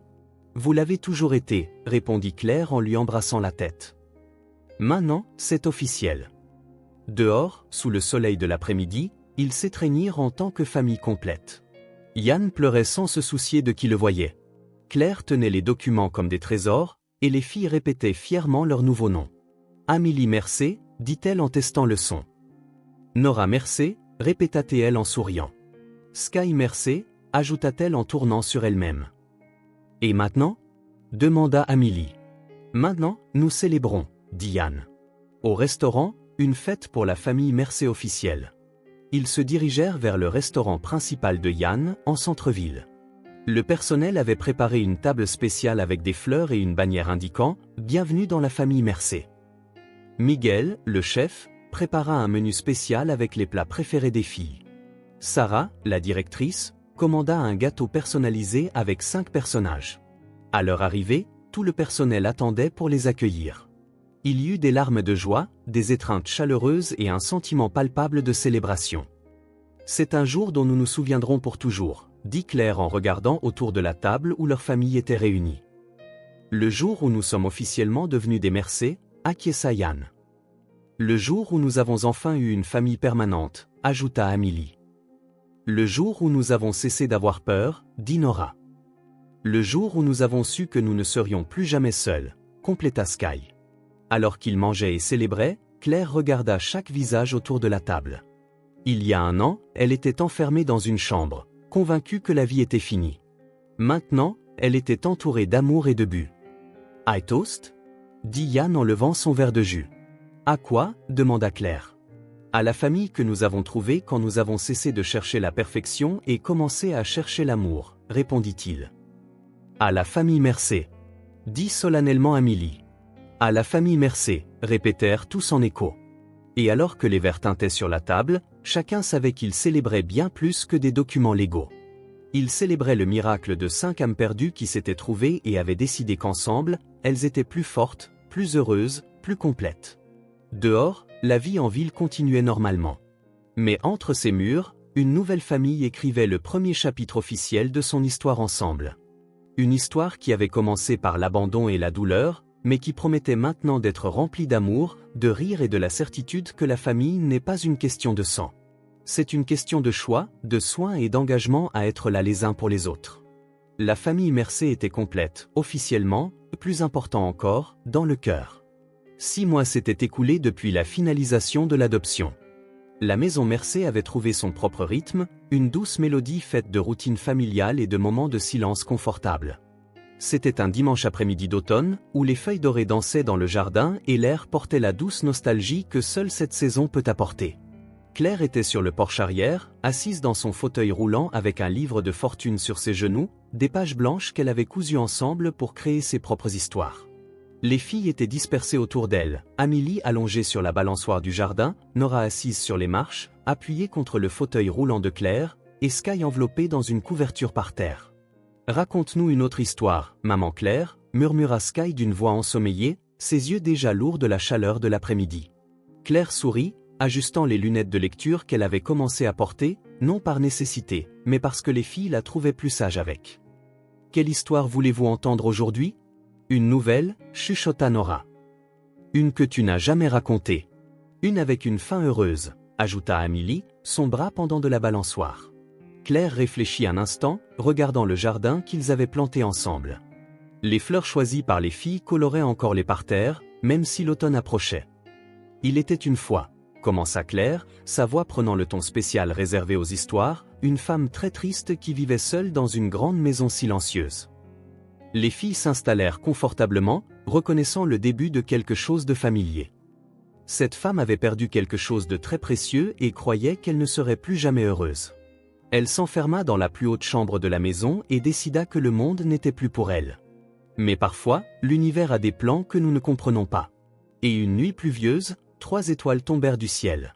« De vraies étoiles » demanda doucement Sky. « Les plus vraies qui soient. » Mais ce n'étaient pas des étoiles ordinaires. C'étaient des étoiles spéciales qui avaient perdu leur place dans le ciel et cherchaient un nouveau foyer sur terre. Yann apparut sur le porche, ayant été dans le jardin à tailler des rosiers. Il s'arrêta en voyant la scène. Sa famille, réunie dans la paix de l'après-midi. Un instant, il observa simplement, gravant cette image dans sa mémoire. Les 3 étoiles étaient différentes les unes des autres, mais elles étaient sœurs et ne se séparaient jamais. La première était courageuse et protégeait les autres. La deuxième était sage et posait des questions importantes. La troisième était pleine d'amour et trouvait toujours des moyens de faire sourire les autres. Les filles sourirent, se reconnaissant dans la description, même à travers la somnolence qui les gagnait. Et que s'est-il passé quand elles ont trouvé la femme triste? Demanda Amélie. Ah, dit Claire en marquant une pause dramatique. Ça, c'était la partie la plus magique. Yann s'assit à côté de Claire, lui tenant la main, alors qu'ils écoutaient tous ensemble l'histoire qui était, à bien des égards, la leur. Si cette histoire vous a touché le cœur, abonnez-vous à la chaîne et activez les notifications pour ne pas manquer les prochaines. Laissez un j'aime car cela aide cette histoire à être recommandée à plus de personnes. À la prochaine.